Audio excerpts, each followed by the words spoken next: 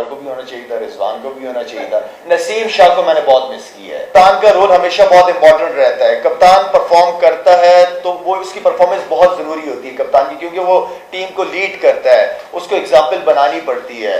तो सलमान अली आगा जब कप्तान बनाया था तो उस वक्त मेरी स्टेटमेंट अलग थी, लेकिन जब कप्तान बन गया तो मेरी कोशिश होती है कि जब एक जिम्मेदारी दी जाए तो मैं उसको सपोर्ट करना शुरू कर देता हूँ।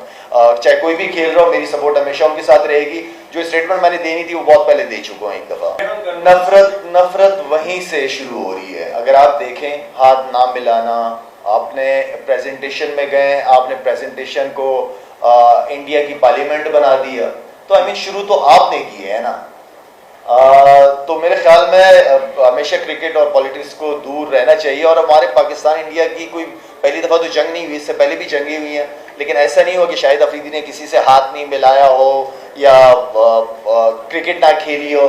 तो आई थिंक ये चलती रही है। लेकिन मैं फिर कहूँगा कि जो इस वक्त बदनामी का बायस मोदी हुकूमत रही है पूरी दुनिया में, क्योंकि इंडियन लोग हर जगह मुलाकात होती है, बहुत अच्छे लोग, बहुत पढ़े लिखे लोग भी हैं, ऐसी बात नहीं है।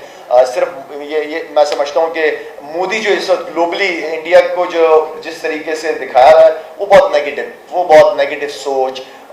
मेरे ख्याल में इस नेगेटिव चीज़ को, क्योंकि मैं हमेशा समझता हूँ कि पड़ोसियों के साथ आपके अच्छे ताल्लुकात होने चाहिए, जो कि बहुत इंपॉर्टेंट है। लेकिन खैर, वो जब बैठना ही नहीं चाह रहे हो, जब सुनना ही नहीं चाह रहे हो, जो आप पे झूठे इल्ज़ामात लगा रहे हो, तो फिर आप क्या बैठोगे उनके साथ? देखें, हमारे यहाँ थोड़ा सा एक मसला भी है कि जब होते हैं तो कदर नहीं होती, जब नहीं होते तो याद किया जाता है। ये हमारा थोड़ा सा इशू है।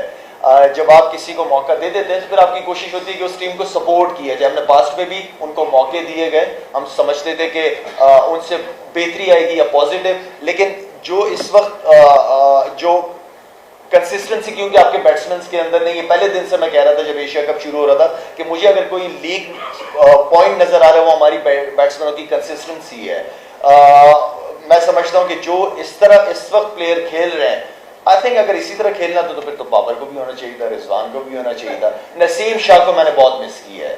जिस तरह की कंडीशन थी, मेरे ख्याल में शाहीन के साथ नसीम शाह का पेयर बहुत आउटस्टैंडिंग परफॉर्म करता। नसीम शाह को मैंने ऑनेस्टली, अगर किसी को मैंने मिस किया तो नसीम शाह को मैंने बहुत मिस किया।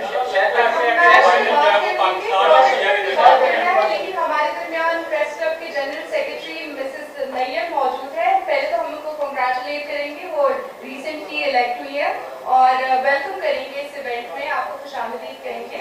और हम गुजारिश करेंगे मीर साहब से भी सवालात करें, क्योंकि ये प्रोजेक्ट जो है वो मुस्तकबिल के लिए इंतहाई अहम सलीम मीर साहब। ऐसा लग रहा है कि फाइनल पाकिस्तान इंडिया के दरमियान होगा इंशाल्लाह। वो मैचेस को सामने रखकर आप तीसरे मैच में क्या सजेस्ट करेंगे? क्या वो तब्दीली